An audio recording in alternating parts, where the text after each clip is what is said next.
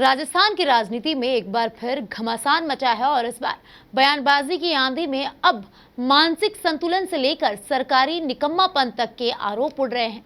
सवाल ये नहीं है कि कौन क्या कह रहा है, सवाल ये है कि सच के कितने टुकड़े बचे हैं इस सियासत में। जयपुर से गुजरात तक ये है गहलोत बनाम भजनलाल का नया अध्याय। राजस्थान के पूर्व मुख्यमंत्री अशोक गहलोत के एक ट्वीट से राजस्थान की सियासत में ट्विटर वॉर शुरू हो गई है। उन्होंने एक ट्वीट किया और उसमें लिखा कि भाजपा द्वारा हमारी सरकार गिराने का षड्यंत्र करने पर विधायकों को एकजुट रखने के लिए कुछ दिन होटल में रहना पड़ा, जिससे भाजपा का कोई प्रलोभन काम न करे। अंततः भाजपा के धनबल की हार हुई और सत्य की विजय हुई और हमारी सरकार चलती रही। परंतु ये बेहद ही आश्चर्यजनक है कि आज से अगले कुछ दिनों तक राजस्थान के मुख्यमंत्री सहित पूरी सरकार और भाजपा विधायक दल समेत गुजरात में आलीशान टेंट नुमा रिजॉर्ट में प्रशिक्षण लेने के लिए जा रहा है। ऐसा पहली बार देखा जा रहा है जब सरकार बने 1.5 साल हो जाने के बाद प्रशिक्षण दिया जा रहा है। क्या भाजपा हाईकमान को लगता है कि 1.5 साल में राजस्थान की सरकार विफल हो चुकी है, इसलिए प्रशिक्षण देने की आवश्यकता है?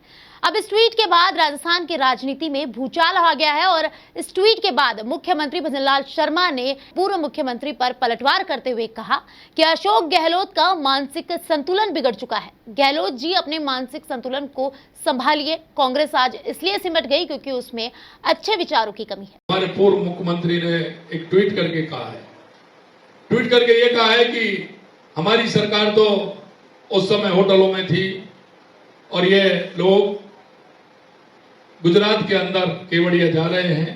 यहाँ के सांसद और विधायक, मैं उनसे कहना चाहता हूं कि आपकी इस मानसिकता को ठीक प्रकार से करिए। आप अपने मानसिक संतुलन को खो बैठे हैं। सीएम भजनलाल के बयान पर पलटवार करते हुए राजस्थान के पूर्व मुख्यमंत्री अशोक गहलोत का एक बड़ा बयान सामने आया। उन्होंने एक बड़ा बयान दिया है। उन्होंने कहा, मेरी आलोचना के साथ सलाह भी होती है, समझने वाला समझता है।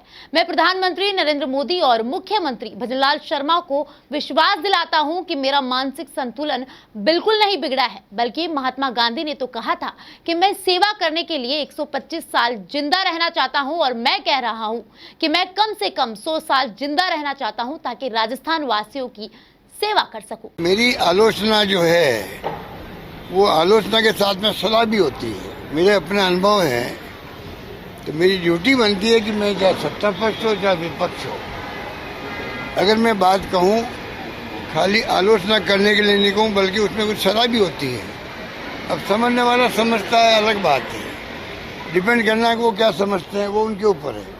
तो मेरी इच्छा है कि मैं कोई बात कहूं, आलोचना करूं, तो साथ में कोई सलाह भी दूंगा, इसलिए मैंने कहा। और मुख्यमंत्री जी ने शायद कहा कि क्या कहा मुख्यमंत्री ने कि मेरे मानसिक संतुलन बिगड़ गया है। मेरा कोई मानसिक संतुलन नहीं बिगड़ा है। मैं मुख्यमंत्री जी को, प्रधानमंत्री मोदी जी को विश्वास दिलाता हूँ, मेरा मानसिक संतुलन बिल्कुल नहीं बिगड़ा है। बल्कि गांधी जी ने तो कहा था कि मैं 125 साल जिंदा रहना चाहता हूँ।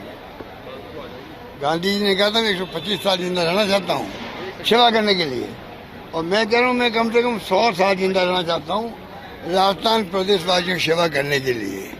जिसकी भावना इतनी बड़ी हो कि मुझे 100 साल तक सेवा करनी है, उसका मानसिक संतुलन हमेशा कायम रहेगा। ये मेरा कहना है मुख्यमंत्री भजनलाल जी को। पूर्व मुख्यमंत्री ने मुख्यमंत्री और उनकी कैबिनेट पर सीधा हमला बोला है। उन्होंने सीधा निशाना साधते हुए कहा, प्रदेश में अवैध खनन की बाढ़ आ गई है। मुख्यमंत्री को चाहिए कि शासन पर ध्यान दे। सरकार की स्थिति अच्छी नहीं है, पेयजल संकट है, भयंकर भ्रष्टाचार हो रहा है, काम नहीं हो रहे, सरकार किस दिशा में जा रही है किसी को नहीं पता। ऐसे समय में मुख्यमंत्री और उनकी कैबिनेट विधायक प्रशिक्षण शिविर के लिए गुजरात में है, इसलिए चारों ओर की स्थिति ऐसी बन गई है। उस पर आप गुजरात में प्रशिक्षण लेने के लिए गए हो, वो भी 1.5 साल बाद। 1.5 साल तक इसका मतलब आपकी सरकार निकम्मी साबित हुई, नकारा रही, कुछ काम नहीं किया। इसलिए 1.5 साल के बाद में अब आप वहां पर प्रशिक्षण लेंगे। वहां पर प्रशिक्षण लेने का क्या तर्क है कि भाई अगर 10-10 करोड़ के आप लेन देन की बात कर रहे हो, तो इसका मतलब है कि अवैध खनन भी उसी के अनुपात में हो रहा है। तो कितनी भयंकर स्थिति है राजस्थान के अंदर, खाली वहाँ की बात नहीं है। इसके मतलब पूरे प्रदेश के अंदर अवैध खनन की बाढ़ आ गई है। रेता जो है, बजरी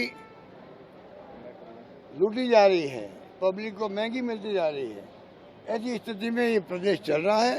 तो मुख्यमंत्री को मैं कहना चाहूँगा, गवर्नेंस पे पूरा ध्यान दे। वो उनके इंटरेस्ट के अंदर है।